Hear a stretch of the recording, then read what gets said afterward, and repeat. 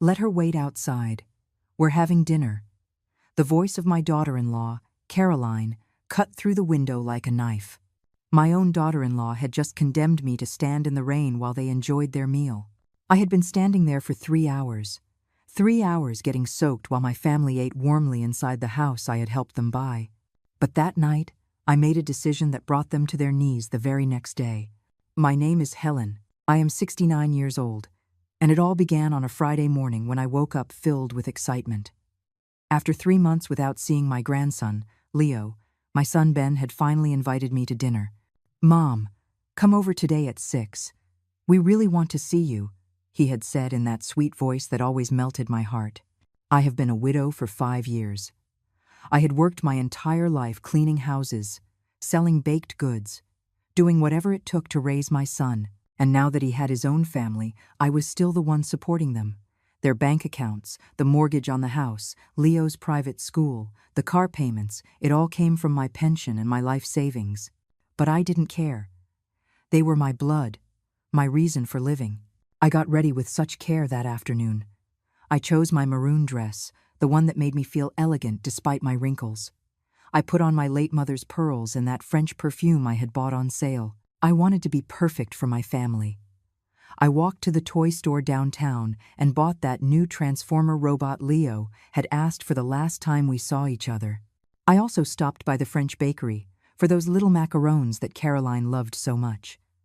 The bags were heavy in my arms, but my heart was light with happiness. I took the number 43 bus, the same one as always. A 45-minute journey watching the city go by, imagining Leo's surprise when he saw his gift. It was a beautiful October afternoon. The sky was clear, and there was a soft breeze that reminded me of when Ben was little and we would go to the park to feed the pigeons. I arrived in their suburban neighborhood, the one that made me so proud because I knew my effort had made it possible for them to live there.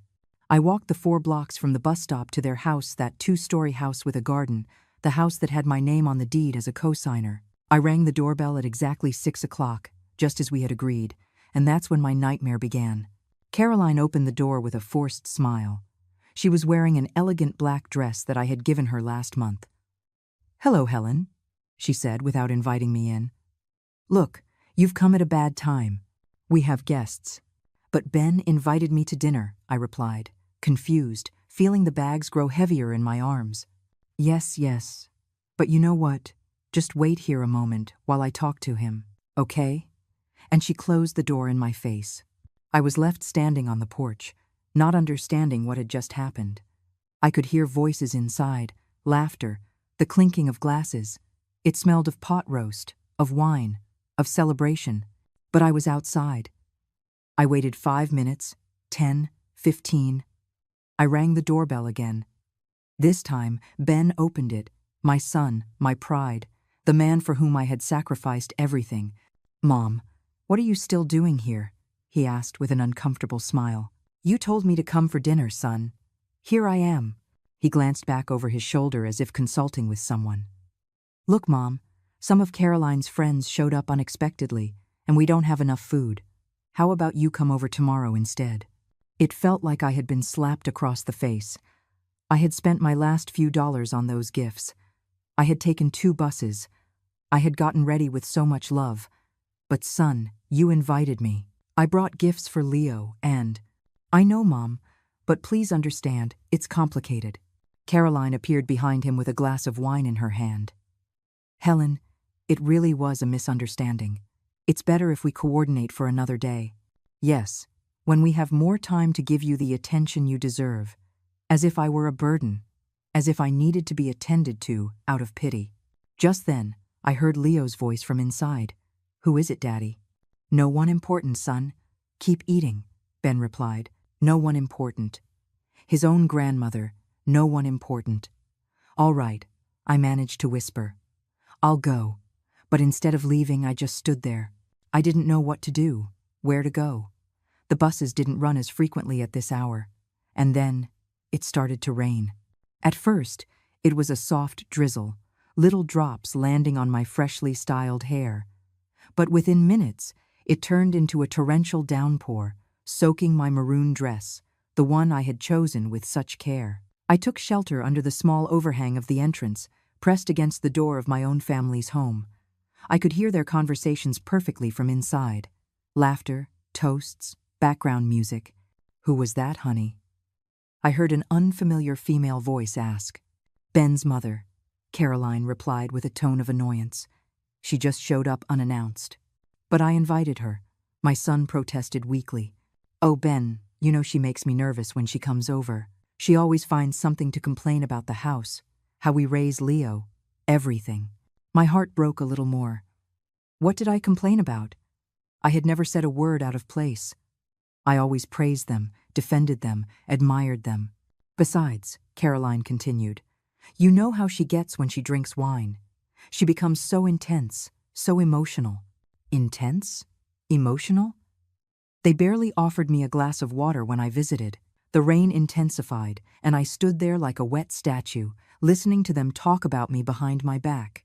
"What if she gets sick out there?" Ben asked with a hint of concern. "Don't be dramatic. She's probably gone by now. Your mother is tougher than she looks." But I hadn't left. I couldn't leave. It was as if my legs had taken root in that marble porch I had helped pay for. An hour passed. Water seeped through my shoes. I could feel my clothes sticking to my wrinkled skin. I shivered from the cold, but something inside me refused to move. I rang the doorbell again. This time, they took a long time to answer. When they finally did, it was Ben, with an expression of annoyance. "Mom, are you still here? You're going to get sick. Son, please, just let me in to dry off. I promise I won't bother anyone. Look, Mom, the guests are uncomfortable. It's nothing personal, but I am your mother, Ben, the woman who gave you life, who worked day and night so you could go to college, who is still paying the bills for this house." His face hardened. "Here you go again.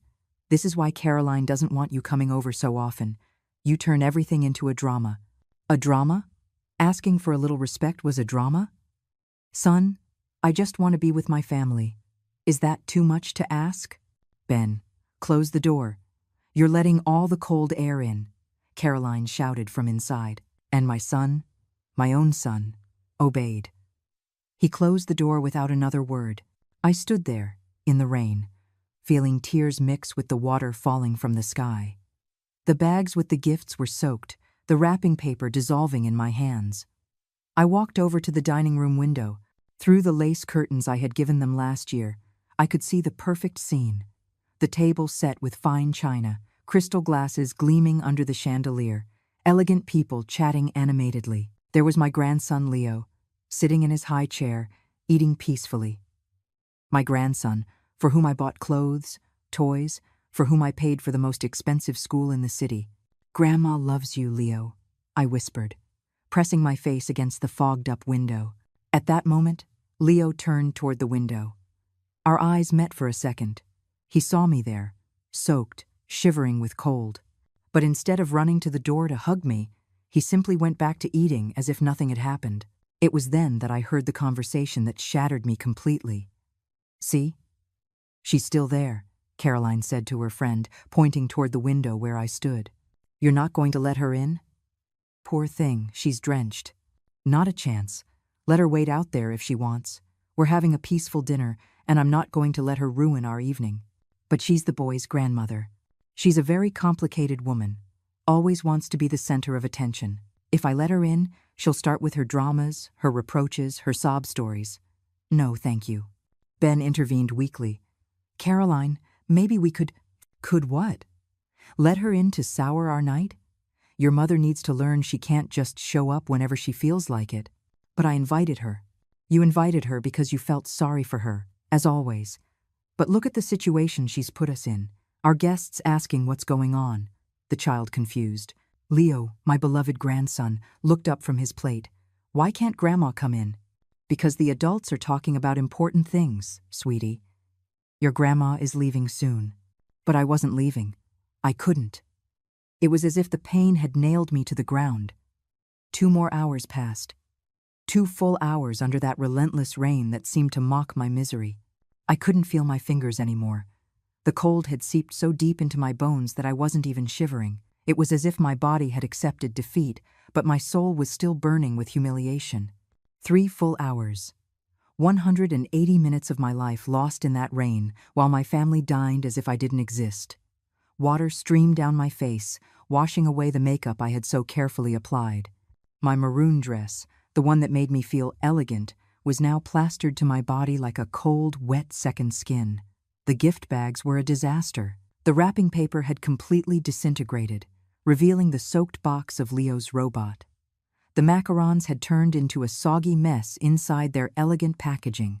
But what hurt the most wasn't the cold, or the rain, or the ruined clothes. It was the realization that to my own family, I was nothing more than a nuisance. Just then, I heard footsteps approaching from the hallway inside. My heart leaped with hope. Maybe Ben is coming to get me, I thought. Maybe he's realized what's happening, but it wasn't Ben. It was Caroline, walking toward the window with a glass of red wine in her hand. She approached the curtains and pulled them back slightly to look outside. She saw me there soaked, shivering, with the ruined bags at my feet, and she smiled. It wasn't a smile of pity or concern. It was a smile of satisfaction, as if she were enjoying my suffering. She stood there for a few seconds, watching me like one might watch a show. Then she calmly returned to the dining table. "Is she still there?" her friend asked. "Yep, like an abandoned dog," Caroline replied with a cruel little laugh. "But she'll get tired and leave eventually. Don't you feel sorry for her?" "Sorry?" "Not at all. She's a manipulative woman. This is all just theater to make us feel guilty." Theater? Manipulation? When the only thing I had ever done in my life was love my family, work for them, sacrifice everything for their well-being? Besides, Caroline continued, raising her voice so I could hear her clearly, it was about time someone set some boundaries with her. She's always believed that just because she pays for a few things, she can show up whenever she wants. A few things, as if the $5,000 I transferred to their account every month were just a few things. As if the mortgage on the house, Leo's school, the health insurance, the credit cards were just a few things. "If I were you, I'd let her in," the friend insisted. "She looks awful out there." "Well, it's a good thing you're not in my place. This is my house, and I decide who comes in." Her house. The house that had my name as a co-signer on all the documents. The house whose payments came out of my account every month. Ben appeared in the dining room. I could see his silhouette through the curtains. "Caroline, it's 9 o'clock. My mom has been out there for 3 hours. She's going to get sick. Then she should leave. No one is forcing her to stay. But she has no way to get home. The buses have stopped running. Then she can call a cab or walk. It's not my problem." Walking was more than 10 miles to my house, and a taxi would cost all the money I had in my purse. "Caroline, please. She's my mother. And for that very reason, she should respect us. But no, she always has to become the victim, the martyr we all have to worship." At that moment, Leo got up from the table and ran to the window. "Grandma! Grandma Helen!" he shouted, pressing his little hands against the glass. My heart thrilled with joy. My grandson had seen me. He was calling for me. But Caroline grabbed him by the arm and pulled him back. "Leo, no. Your grandmother is playing a game to make herself the victim. Don't pay any attention to her. But it's raining, and she's all wet. Sometimes adults do strange things to get attention. Your grandmother will leave when she gets tired of her tantrum." A tantrum. Standing in the rain waiting for my family to show me a minimum of respect was a tantrum. "Ben, control your son," Caroline told my son in an authoritarian tone. And Ben, as always, obeyed. "Come here, Leo. Leave your grandma alone." "But Daddy." "No buts. Your mother is right. Grandma will leave when she wants to."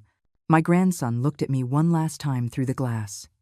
In his eyes, I saw confusion, sadness, but also something that broke my soul. Fear. Fear of disobeying his parents, fear of defending his grandmother. And in that moment, I knew I had lost them forever. The rain kept falling on my head, but I no longer felt it. The emotional pain had surpassed any physical discomfort. I pulled my cell phone out of my soaked purse. I had several messages from my neighbor, Sharon, asking how the dinner had been. "Everything okay, Helen? How is my handsome grandson?" I couldn't answer her. I had no words to explain what I was going through. Instead, I dialed another number. A number I knew by heart, but never thought I would use in a situation like this. The phone rang once, twice, 3 times. National Bank Customer Service. This is Patricia speaking. How can I help you? Good evening, I said, my voice cracking from the cold and emotion. I need to freeze some accounts. Of course, ma'am. Can you please provide your account number and social security number? My voice trembled. I didn't know if it was from the cold or from the decision I was about to make. With numb fingers, I entered the numbers the operator requested. Perfect, Mrs. Helen Miller. I see that you are the primary holder on several accounts and a co-signer on several others. Which ones specifically do you need to freeze? I took a deep breath. Through the window, I could see Caroline serving dessert to her guests. Leo was laughing at something one of the adults had said. Ben was making a toast with a glass of wine that probably cost more than I spent on groceries in a week. All of them? I replied with a firmness I didn't know I possessed. I want to freeze all the accounts where I appear as the primary holder or co-signer. I understand. May I ask the reason? It's for the official report.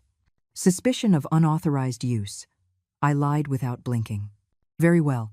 I see here we have the payroll account ending in 4587, the savings account ending in 2841, and the joint accounts ending in 7890 and 5432.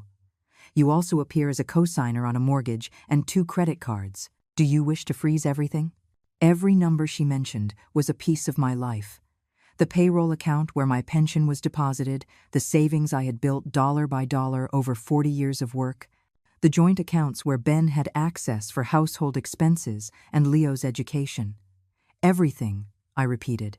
Ma'am, I must inform you that this means no one will be able to make withdrawals, transfers, or use the associated cards until you authorize the unfreezing.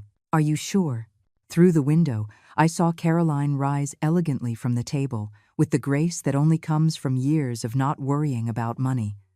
She headed toward the kitchen, probably to pour more wine, completely sure. Perfect. The process will take approximately 2 hours to take effect. Do you need anything else? Yes. I want you to email me confirmation of all the blocked operations. Of course. Your request has been logged with case number 789456. Anything else I can help you with? No, thank you. I hung up the phone with a strange sense of peace. For the first time in 3 hours, I smiled. I walked away from the window and went to the front door one last time. I rang the bell insistently, as if it were an emergency. This time, Caroline opened it, clearly annoyed. Helen, what part of you can't come in did you not understand? I just came to say goodbye, I said with a calm that unsettled her. Goodbye? Yes, I've gotten the message. I'm not welcome in this house. I could see her expression change slightly. Maybe she expected tears, pleading, drama. Well, I'm glad you finally understood.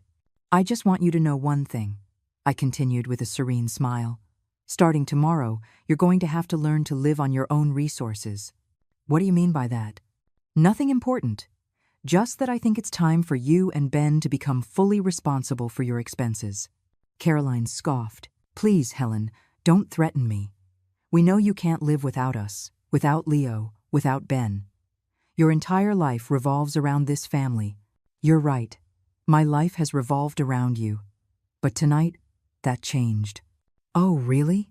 And what are you going to do? Go live alone with your cats? I'm going to be happy, I replied simply.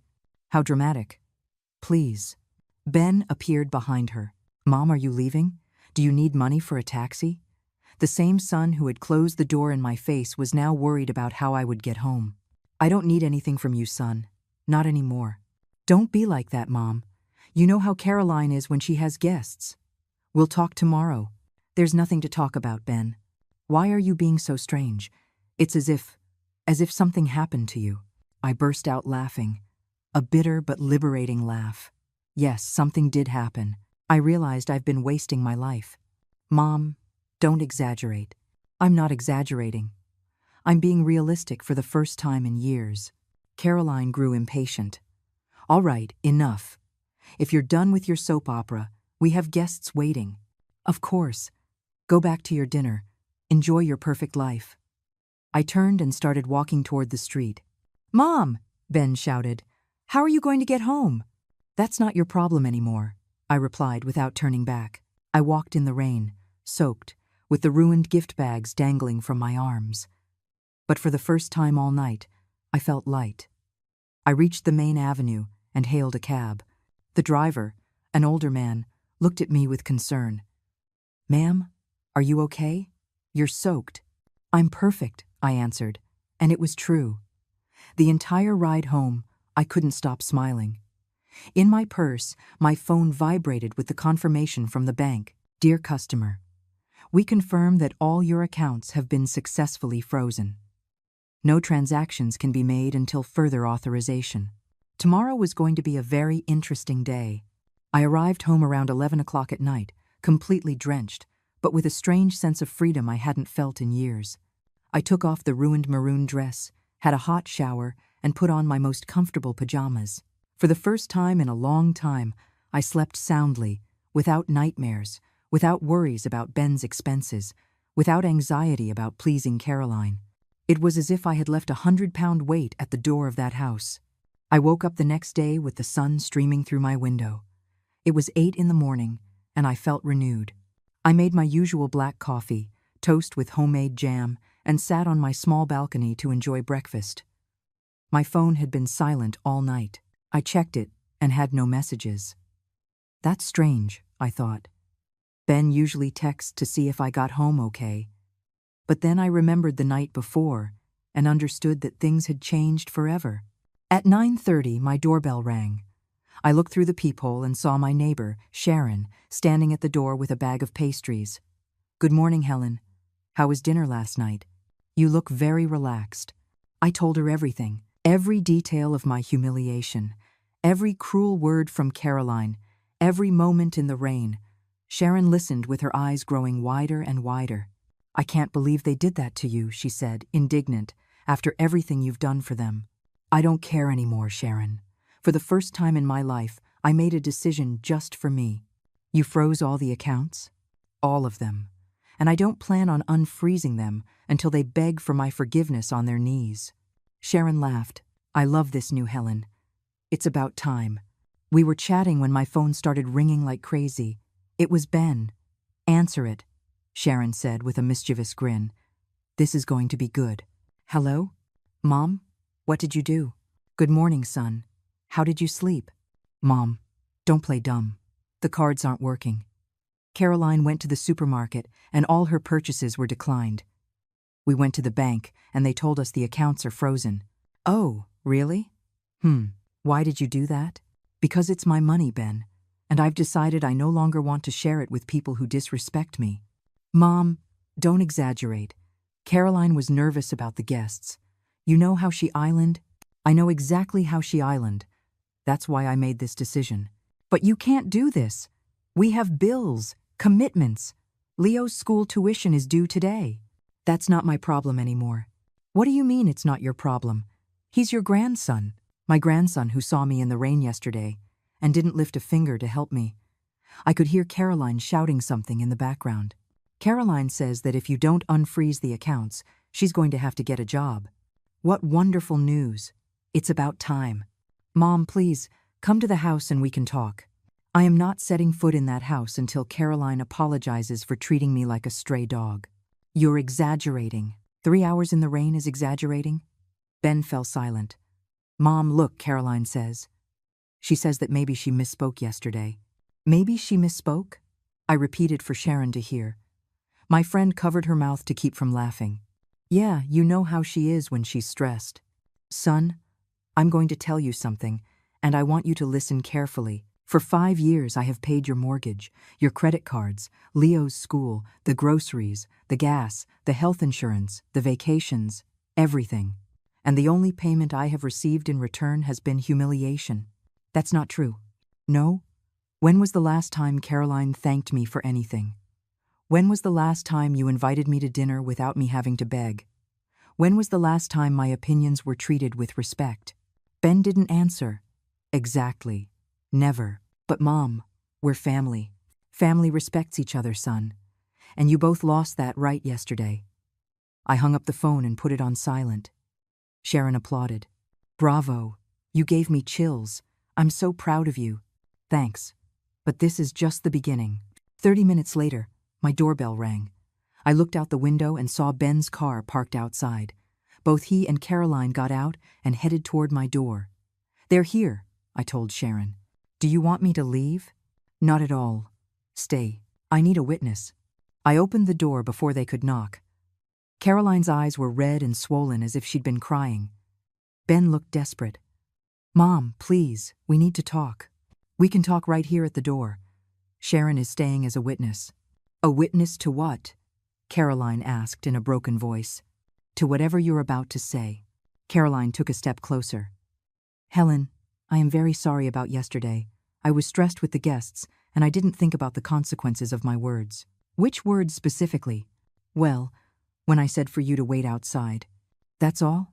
Caroline looked at Ben, seeking help. I'm also sorry for making you wait so long. How long exactly? I don't know. An hour?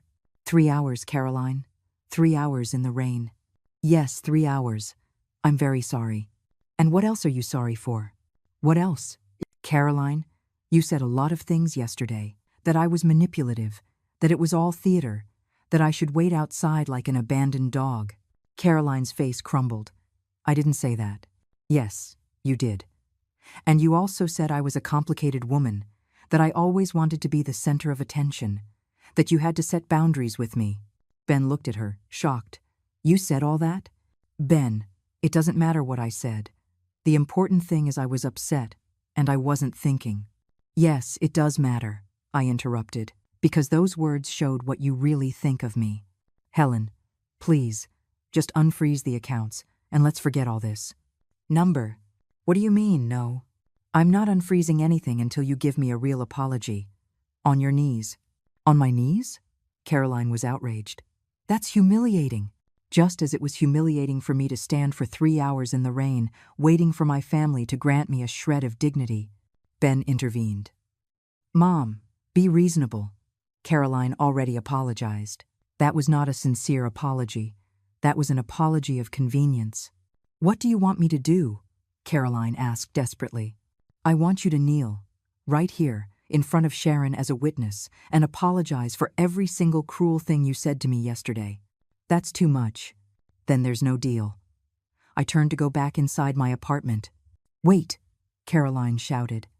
She looked at me with a mix of desperation and wounded pride. I could see the internal struggle between her need for the money and her resistance to humbling herself before me. Fine, she finally whispered. Ben looked at her, surprised. Caroline, you don't have to. Yes, I do, she interrupted, tears in her eyes. We have no choice. Slowly, very slowly, Caroline knelt on the floor of my entryway. Her knees touched the cold tiles that I myself had laid years ago when I bought this little apartment with my savings. Helen, she began, her voice cracking. I apologize for leaving you waiting in the rain. Continue, I said firmly. I apologize for calling you manipulative. And what else? Caroline took a deep breath, tears streaming down her cheeks. I apologize for saying it was all theater, for comparing you to an abandoned dog, for saying you were a complicated woman. And for what else? For saying I had to set boundaries with you, for not recognizing everything you've done for us, for disrespecting you in my own house. Sharon watched the scene with wide eyes. Ben looked uncomfortable, shuffling his feet nervously. And do you promise this will never happen again? I promise, Caroline whispered. I didn't hear you. I promise, she cried out in desperation. Get up, I said finally. Caroline rose slowly, wiping tears with the back of her hand. Her elegant dress now had dust on the knees.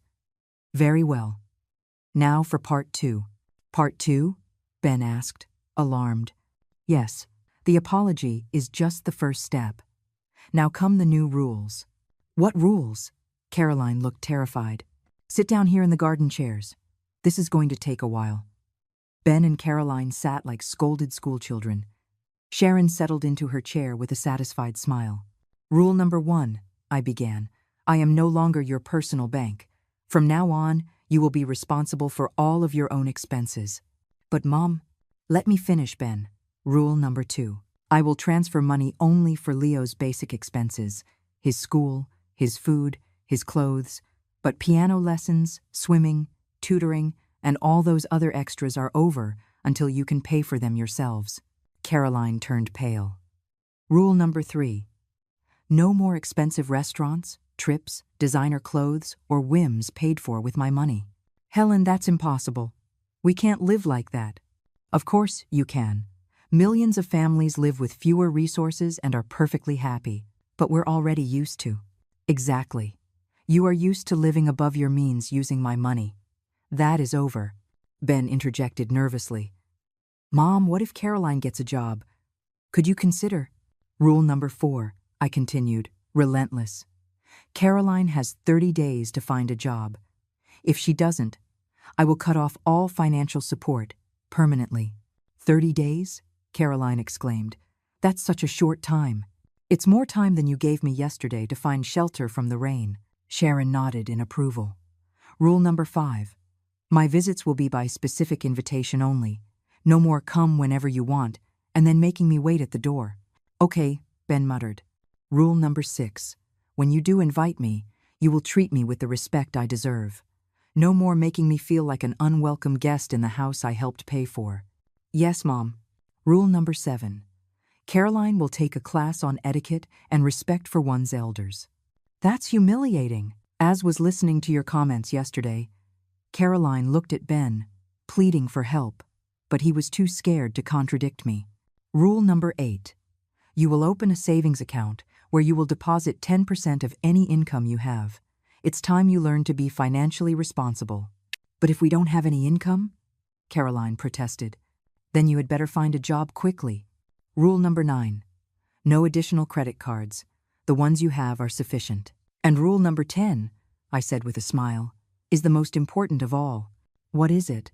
They both asked in unison. A single act of disrespect, a single humiliation, a single derogatory comment toward me, and everything is over. Forever. No second chances. The silence was deafening. Caroline was crying silently. Ben looked defeated, and Sharon was smiling proudly. Do you agree to all the rules? I asked. Yes, Ben whispered. Caroline? Yes, she replied through her tears. Perfect. Sharon is a witness to this agreement. If you break it, she can confirm it. Helen, Caroline said in a pleading voice, when will you unfreeze the accounts? When I see real results. When Caroline gets a job. When you treat me with genuine respect. When you prove that you have learned your lesson. And in the meantime? In the meantime, you'll have to manage with whatever cash you have.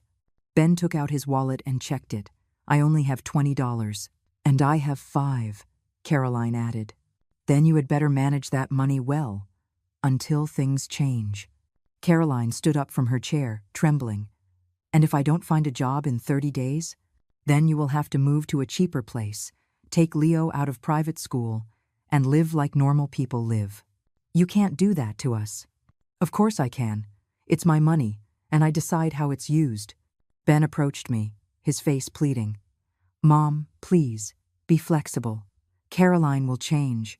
You saw she apologized. She apologized because she had no other choice. A real apology, from true remorse, is very different. What do we have to do to make you truly forgive us? Caroline asked desperately. Prove to me over the next few months that you really value what I've done for you, that you respect me not for my money, but for being the matriarch of this family. We will, Ben promised. I hope so. Because this is your last chance. They left that afternoon, empty-handed and with their heads bowed. I watched them walk away through the window, talking amongst themselves with desperate gestures. Helen, Sharon said when they were gone, you are my hero. I wish all women our age had the courage you just showed. The following days were revealing. For the first time in years, my phone didn't ring constantly with requests for money, complaints about expenses, or Caroline asking for a little transfer for some whim. The silence was beautiful. Sharon came over for coffee every afternoon. Word had spread in the apartment building about what had happened, and my neighbors congratulated me for setting boundaries. Helen, we all knew that daughter-in-law of yours was bleeding you dry, said Mrs. Rosa from the 4th floor. But we never thought you'd have the guts to turn off the tap. On the 5th day, Caroline appeared at my door. Alone, she looked haggard, with deep dark circles under her eyes and her hair unkempt, a far cry from the elegant, haughty woman of a week ago. "Helen, can we talk?" "We can talk right here in the doorway. But it's private." "Caroline, after listening to everything you said about me to your guests, I don't think there's anything private left between us."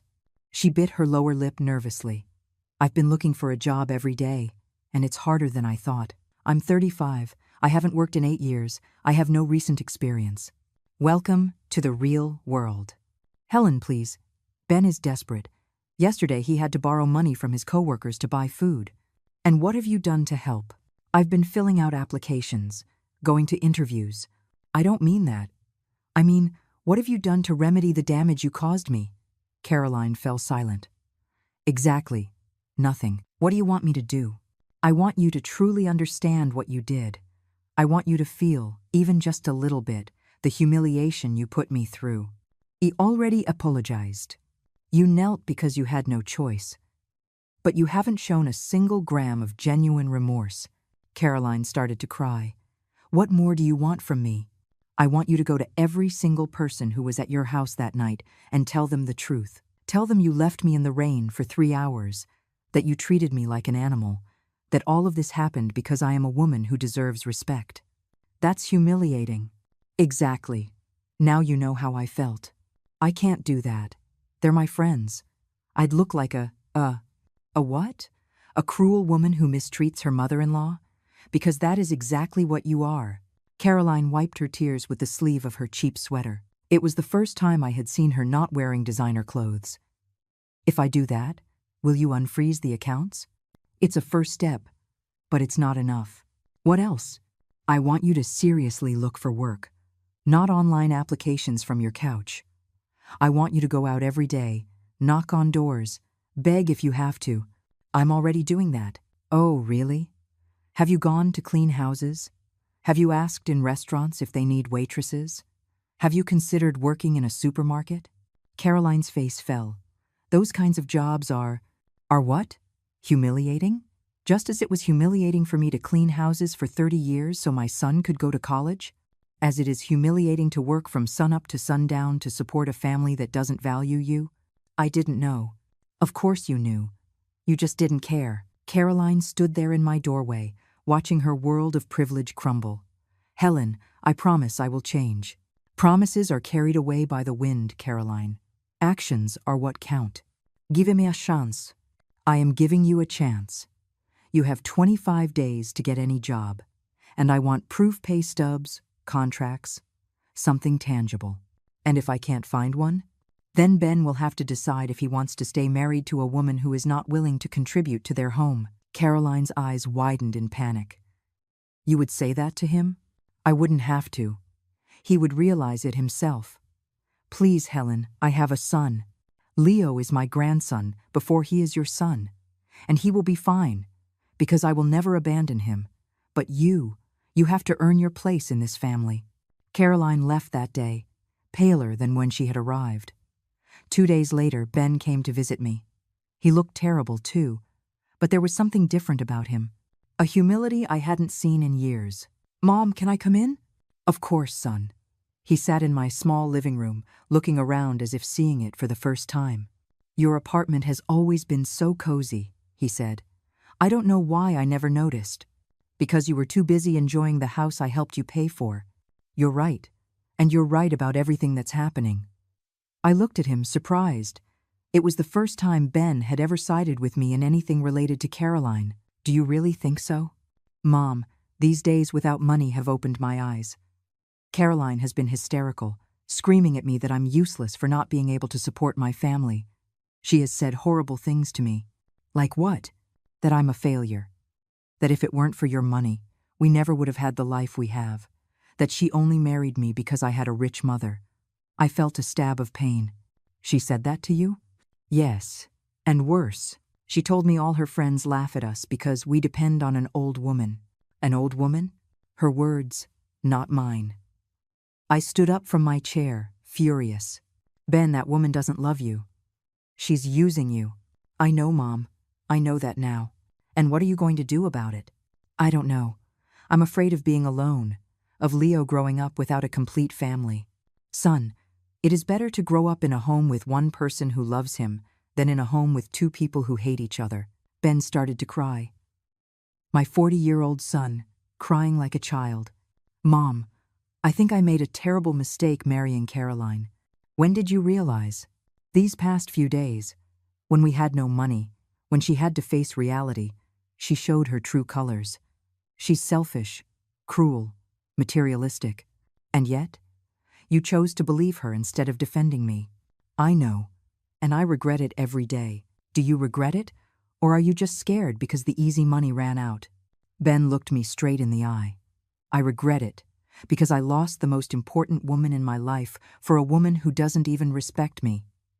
For the first time in days, I felt like my son had come back to me. Son, I said, taking his hands, you have never lost me, but you do need to make some difficult decisions. Like what? Like deciding if you want to stay in a marriage where there is no love or respect. Ben sighed deeply. Mom, I'm scared. Caroline could take Leo. She could ask for alimony. She could. Ben, stop being afraid and start being brave. Do you think I wasn't scared when your father died and I was left alone with you? Do you think I wasn't scared when I worked 3 jobs so you could go to college? No, Mom. You were always so strong. I wasn't born strong, son. I became strong because I had no choice, and neither do you. At that moment, my phone rang. It was an unknown number. Hello? Mrs. Helen Miller? Yes, this is she. This is Monica Garcia, the principal at Leo's school. I'm calling because this month's tuition payment was declined, and we need to get the account current. I looked at Ben, who had heard the entire conversation. How much is owed? It's $1,200 for this month, plus $800 in accumulated fees. I understand. Could you give me until Friday to make the payment? Of course, ma'am. But after that date, we will have to suspend Leo until the situation is resolved. I hung up and looked at my son. Ben, do you have it? Mom, you know I don't.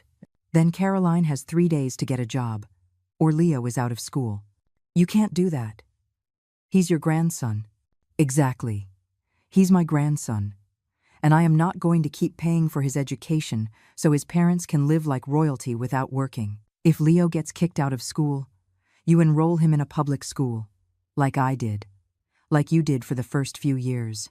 Caroline will never accept that. Then Caroline can find a way to pay for it. Ben stood up, desperate. Mom, help me one more time. I promise that after. No, son. The promises are over.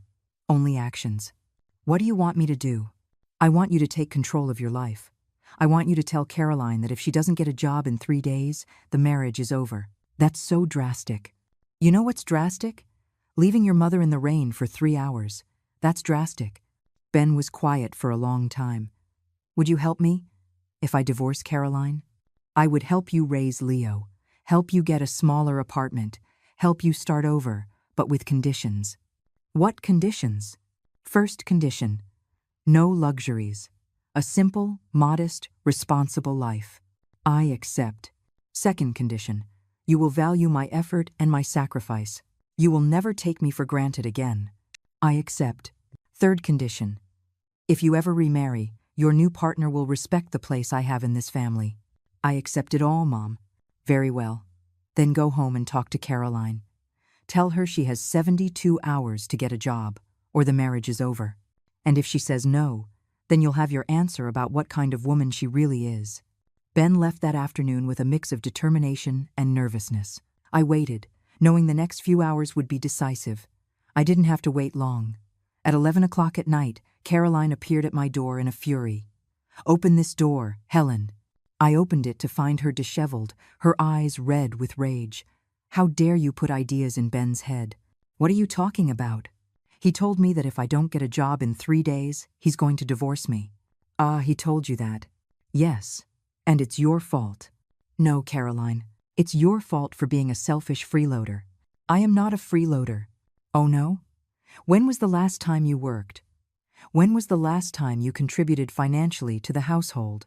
I take care of the house. I take care of Leo. Leo is in school 8 hours a day, And you have a housekeeper that I also help pay for. Caroline was left without an argument. Helen, please, don't destroy my marriage. I'm not destroying anything. Your attitude is destroying it. What do you want from me? I want you to go out tomorrow and look for a job, any job, and get one before Friday. That's impossible. It's not impossible. It's difficult. There's a difference.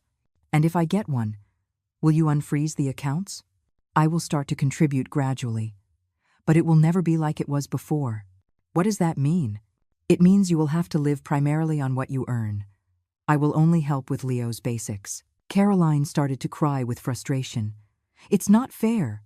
You know what's not fair? That a 69-year-old woman has to work to support 2 able-bodied adults. But we need you. You don't need me. You need my money. There's a big difference. Helen, please.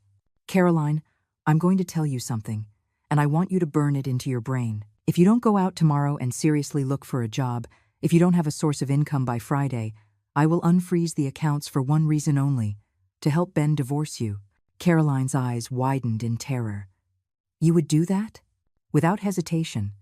Because my son deserves a woman who loves him, not one who uses him. I do love Ben.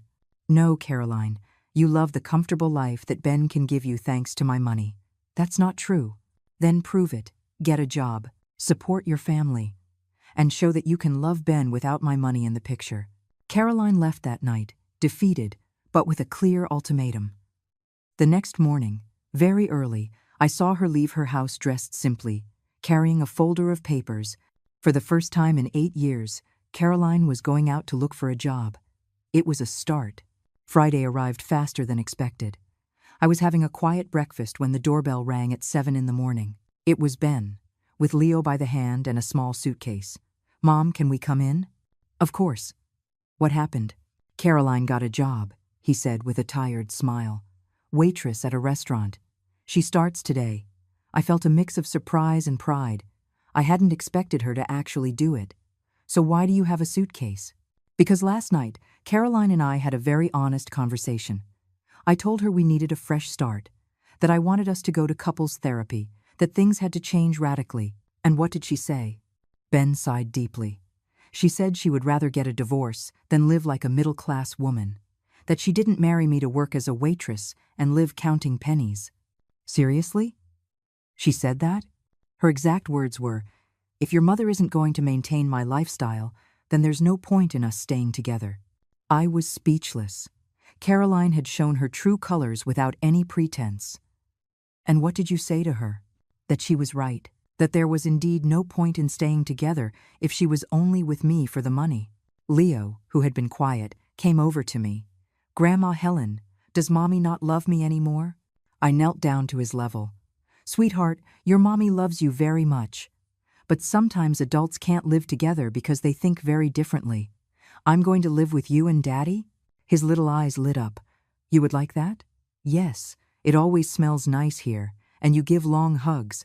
I felt my heart melt. Son, I said to Ben, are you sure about your decision? Completely. These last few days, I realized I've been living a lie. Caroline never loved me. She only loved the comfort I could give her thanks to you. And you don't regret it? Not at all. I feel free. My phone rang. It was Caroline. Should you answer? Ben asked. Of course. Helen. Yes, Caroline. Did Ben tell you? Yes, he told me you got a job. Congratulations. Don't congratulate me. It's horrible. 8 hours on my feet, rude customers, miserable tips. Welcome to the real world. Helen, we can fix this. I can keep working if you go back to helping us financially like before. No, Caroline. Ben has made his decision. But he can't support Leo alone. He won't be alone. He'll be with me. With you? What do you mean? I mean Ben and Leo are moving into my apartment while he gets back on his feet. A scream came from the other end of the line. That's illegal. You can't take my son from me. I'm not taking anything. You decided that money was more important than your family. I'm going to sue. Go ahead. With what money are you going to pay for a lawyer? Caroline hung up, furious. Ben looked at me, worried. Do you think she can do anything legally? Son, A woman who abandons her family because she doesn't want to work is hardly going to win custody of a child. The next few months were some of the most beautiful of my life. Ben got a second, part-time job. Leo started at a public school and, against all odds, was happier than ever. "Grandma," he told me one afternoon while we were doing homework, "why was Mommy always angry before?" "Because your mommy didn't know how to be happy with simple things. I'm happy here with you." "Really?" "Yes. There's no shouting here, no fights, and there's always good food." Ben had changed completely. He was more affectionate, more grateful, more present. At night, after Leo was asleep, we would stay up talking like we did when he was little. "Mom," he told me one night, "forgive me for all these years. For taking you for granted, for not defending you, for letting Caroline treat you so badly. You are already forgiven, son." "Really?" "Really. Because in the end, all of this helped us find each other again." Caroline tried several times to get Ben to come back to her. She promised she had changed, that she now understood the value of work, that they could be happy with less money. But Ben didn't fall for her manipulations again. "My mother taught me something very important," he told her, the last time Caroline came begging. "She taught me that real love is not negotiated, it's not conditional, and it cannot be bought." A year later, I was on my balcony watching Leo play in the small garden when the phone rang. "Mrs. Miller?" "Yes. This is Leo's teacher. I just wanted to congratulate you. Your grandson is one of the most polite and happy children in the school." "Thank you. And I wanted to ask if you would be interested in giving a talk to other grandmothers about parenting. Many are going through situations similar to yours." "What kind of situations?" "Families who use them financially, children who don't value them, daughters-in-law who mistreat them. Your story has become very well known in the neighborhood." I laughed. "My story is well known?" "Yes. The women your age really admire you. They say you gave them the courage to set boundaries." I agreed to give the talks. Every Saturday, a group of grandmothers comes to my apartment and we share experiences. Many have made decisions similar to mine, and their lives have improved considerably. "Helen," Mrs. Carmen told me a few weeks ago, "you taught us that it's never too late to reclaim our dignity." Just a few days ago, Sharon brought me a letter that had arrived in her mailbox by mistake. It was from Caroline. "Helen," the letter said, "it has been 2 years, and I finally understand what you tried to teach me.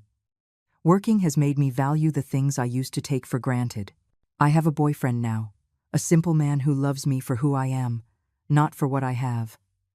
I am not asking for your forgiveness because I know I don't deserve it, but I want you to know that you did me a favor. You forced me to grow up." I didn't answer the letter. Some wounds heal better in silence. This morning, while I was making breakfast, Leo wrapped his arms around my waist. "Grandma, you know what?" "What, sweetheart?" "You're the strongest woman in the world."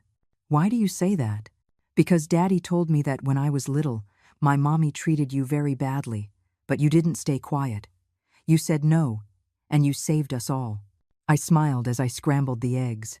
He was right. That night in the rain, I didn't just save myself. I saved my son from a toxic marriage. I saved my grandson from growing up in an environment of falsehood. And I saved my own dignity. At 69 years old, I learned the most important lesson of my life. Self-love is not selfishness, it's survival. And it is never, ever too late to say enough is enough. 5 years have passed since that rainy night that changed my life forever. Today, as I write these words on my small balcony, I can see Leo, now 13, playing soccer in the park with his friends from public school. He is a kind, hard-working, and respectful boy. My story has become legendary in the neighborhood. Women stop me on the street to tell me how my example inspired them to set boundaries in their own families. Helen, Mrs. Peterson from the building across the street told me yesterday my daughter had been asking me for money for her whims for 10 years while treating me like dirt. After hearing your story, I told her it was over. Now she works as a nurse and visits me for dinner every Sunday. Our relationship has never been better.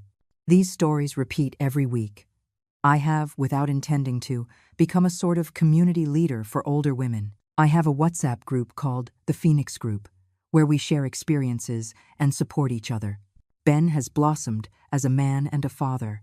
He got a promotion at his job and now manages his own department. He lives in a small but respectable apartment 3 blocks from my house and comes for dinner every Wednesday and Sunday.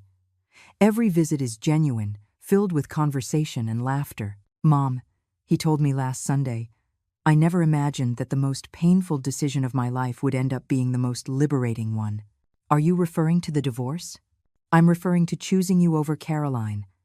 For the first time in my adult life, I made the right decision." Caroline got married 2 years ago to an accountant she met at the restaurant where she worked.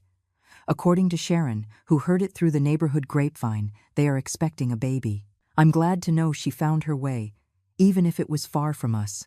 My financial life has completely changed. I am no longer the family bank, and my savings have grown impressively. I was able to remodel my apartment, travel for the first time in my life to see the beaches of Hawaii, and I even bought myself a nice used car. "Helen," Sharon tells me, "you look 10 years younger." It's true. I feel young, vital, powerful. At 74, I am living the best chapter of my life. Last month, a social worker from the city came to see me. They had heard about my story and wanted to offer me a position coordinating a program for seniors who are victims of familial financial abuse. "Mrs. Miller, your case has become an example to follow. We need women like you to guide others." I accepted immediately. Now I work 20 hours a week helping other grandmothers reclaim their dignity. It is the most satisfying job I've ever had. Last week, an 80-year-old woman came to consult with me. Her son had kicked her out of her own house to sell it, promising he would take care of her, only to have her sleeping in a storage shed and acting as an unpaid nanny to his 5 children. "Mrs. Miller," she asked, "do you think at my age I can start over?" "Mrs. Davis," I replied, "I started over at 69. You have all the time in the world." Last Sunday, Leo asked me a question that shook me. "Grandma, do you think when I grow up, I'll treat my wife well?" "Why do you ask that?" "Because I remember how Dad used to let Mom treat you badly, and I don't want to be like that." "Sweetheart, the very fact that you're worried about it means you're already different. I promise you, if I ever see you treat someone badly, I will call you on it." That conversation filled me with hope. Leo is growing up with solid values, seeing the example of a grandmother who respects herself and a father who learned to value the women in his life. This morning, as I had my coffee, I reflected on the journey. That night in the rain was my breaking point, but it was also my rebirth. I learned that it's never too late to say no, that true love includes respect, that being good doesn't mean being a fool, and that the family that mistreats you does not deserve your sacrifice. But above all, I learned that a woman can reinvent herself at any age. A journalist came to interview me last week for an article on elder abuse. "Mrs. Miller," she asked, "what would you say to a woman who is living what you lived through?" I would tell her that her dignity is worth more than any comfort, that it is better to be alone and at peace than accompanied and humiliated, and that it is never, ever too late to start over. "Do you regret anything?" "I only regret that it took me so long to fight back." The article was published last week, and my phone hasn't stopped ringing. Last night, while helping Leo with his math homework, he told me something that filled my heart. "Grandma, my teacher asked us to write about our favorite hero." "And who are you going to write about?" "About you." "Me? Why?" "Because you're the only person I know who turned sadness into strength." Today, 5 years after that night that changed my destiny, I can say with certainty that I was brave, that I chose my dignity over comfort, that I saved not only my life, but the lives of my son and my grandson. And every time I see an older woman walking with her head held high, setting boundaries, respecting herself, I feel that my story was worth it. Because sometimes, a single woman who says enough can change the world.